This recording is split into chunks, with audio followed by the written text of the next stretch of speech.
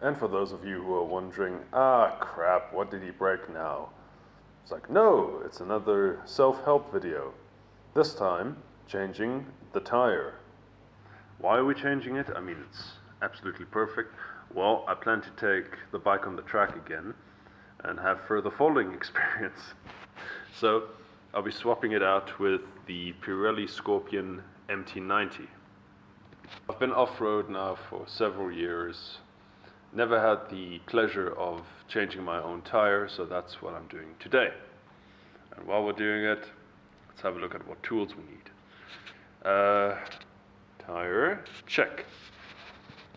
Front wheel, check. What else? Sunlight, bad. Okay, adjustable wrench to get the valve off if you're running tubes. Tire levers. This one conveniently also has the nut size to get the rear wheel off and the front. Always a good thing. And they're aluminium or aluminum, as you would call them. Got two of those, and I got these two. Bead Pro or Bead Break, I don't know the brand, but also aluminium plus attachments. Why didn't I go for steel? Because the object here is to reduce weight, and it's riding my tool tube, so extra weight, the thing might break off. What else do you need? Yeah, maybe zip ties, a little compressor, definitely, yes, as well as a 90-degree valve, because unless you're very experienced or you're dealing with a fuel station that has got different air attachments, you will need this. Personally, I always inflate my tires via hand pump, although I don't want to inflate via hand pump the tire at least. And lastly, you need something to lubricate. So this is dishwashing liquid. This is just a reusable little bottle I found from the chemist, or you can make your own by simply cutting the tops of Coke bottles, epoxying it together, and then you can open it here or here. Quite a handy little thing, and you'd be surprised how much liquid is in here. Actually more than in that little bottle. Always fun. What else? Tools, obviously, to take everything off. The stand. Oh, and we're also going to balance the tire ourselves today, so you need one of these little jobbies. Let's see how that works. Experience-wise, I've got no bloody experience doing this, so I'm not going to make a full-length video because, you know, if I mess up, I do not want to have any evidence of it. What else?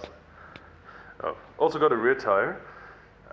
Bought my tires from Sharwood's Tire down in Port Elizabeth. Strangely enough, it was actually 400 Rand cheaper than going to Full Throttle or the other chain stores, and they insisted that they mount the tire all included in the price.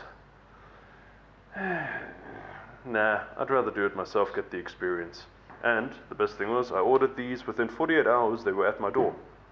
Free delivery. Hey, so. Right, so, first things first, you remove the valve core. Now, you could get these sort of tools, or if you're lazy or cheap, go to the local dealership and check if they've got a cap like this lying around. It's basically got a valve core remover already in it. And this is what pops out.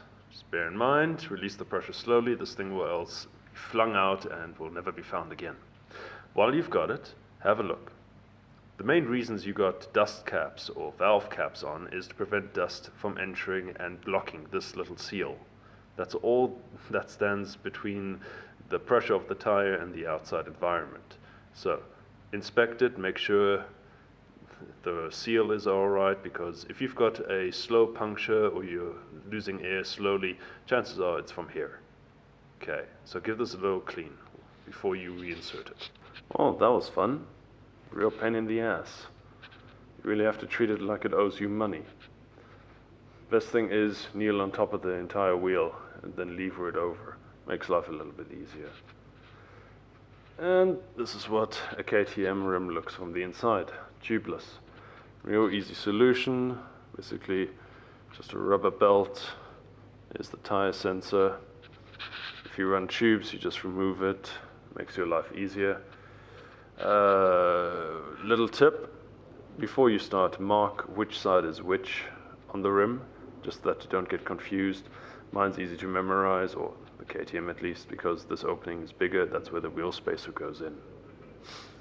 And I need to have it trued, by the looks of it, all the smileys on this rim. Balancing is going to be... Yep, I did this all by myself. I had no help from anyone else. Thanks, Greg. Yep, that's going to be high enough.